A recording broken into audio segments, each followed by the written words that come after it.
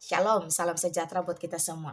Salam santun, salam kenal, salam hormat, salam takjim. Assalamualaikum warahmatullahi wabarakatuh. Mak Lina Wijaya tanggapi ya komentar dari Adia Adi. Yesus garis miring dibaca atau Nabi Isa itu enggak disalib. Yang disalib itu Yudas pengikut Yesus yang berkhianat, yang wajahnya diserupakan sama Yesus.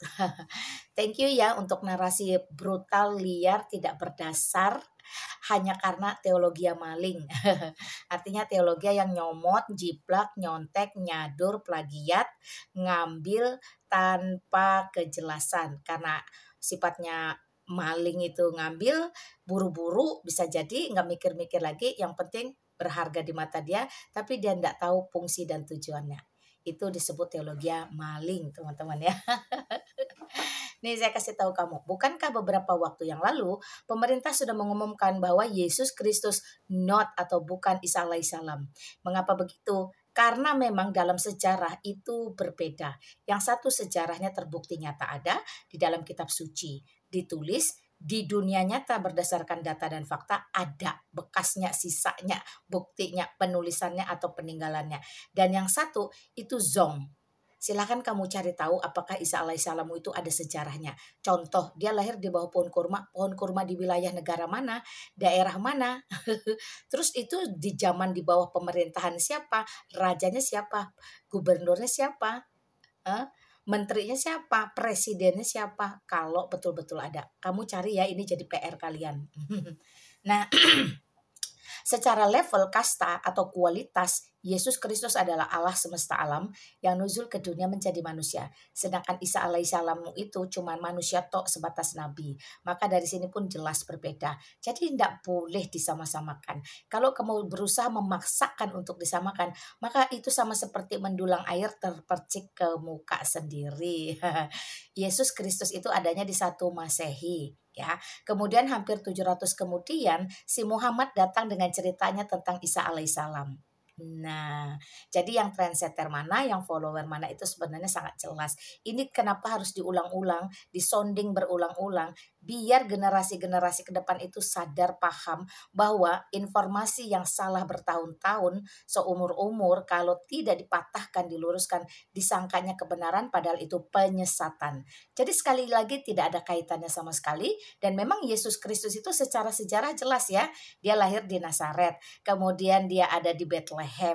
Nah, dia disebut orang Nazaret ya. Dia itu lahirnya di Palungan, teman-teman. Palungan itu adalah tempat makan domba, dan tempat makan domba tentu adanya di kandang domba. Itu Middle Egder, itu menara kawanan penjaga domba. Di situ wilayah teritorial itu secara geografis sama sekali tidak bisa ditumbuhi pohon kurma. Ya, saya kasih tahu. Nah, bundanya namanya Maria, seorang perawan yang kudus. Jadi proses kelahirannya Yesus Kristus pun Bunda Maria itu tidak dilecehkan, tapi sangat dihormati. Karena Roh Kudus hanya menudungi dia. Jadi nggak ada farjaha ditiup-tiup tuh nggak ada. Di dalam kekristenan wanita itu tidak direndahkan, dihinakan seperti itu. Apalagi Bunda Maria adalah wanita paling saleh di zamannya. Perawan kudus yang dipilih sejak dunia diciptakan sudah dipilih, ditentukan. Sehingga dia sudah dipersiapkan kekudusannya secara khusus. Dan jangan lupa Bunda Maria itu memiliki tunangan bernama Yusuf atau Santo Yosef di Katolik ya. Nah, jadi berbeda bukan? Sedangkan Isa alaihissalam itu tidak punya ayah secara hukum negara. Kalau Yesus Kristus memiliki ayah secara hukum negara karena Bunda Maria memiliki tunangan. Oleh sebab itu, silsilah atau hierarki Yesus Kristus itu dicatat dengan 2 garis keturunan. Patrilineal, Yusuf ayahnya sebagai ayah hukum negara, dan Maria, Bunda Maria memang sebagai wanita yang melahirkannya. Sangat lengkap. Itu bukti bahwa dia benar-benar manusia yang pernah ada di muka bumi ini 2000 tahun yang lalu. Nah, silakan kamu bongkar sejarah tentang Isa alaihissalam. Apakah dia sama dengan Yesus Kristus? Dan saya yakin 1000, kalau ada 1000 sih, tapi yang jelas cuma ada 100%. 100% tidak sama. Ya. Apalagi ketika saya Islam, di Al-Quran tidak pernah ada nama Yesus, di Al-Quran tidak pernah ada nama Yudas. Jadi bagaimana mungkin hari ini nyomot-nyomot nama Yesus buat disandingkan, disamakan ke sana. Lalu ngambil-ngambil ngutip-ngutip nama Yudas untuk dipindahkan juga ke sana. Itu ndak elok ya. Lakum dinukum waliyadin, sekali lagi. Dinmu urusanmu, dinku urusanku. Semua kitab suci jangan dicampur aduk.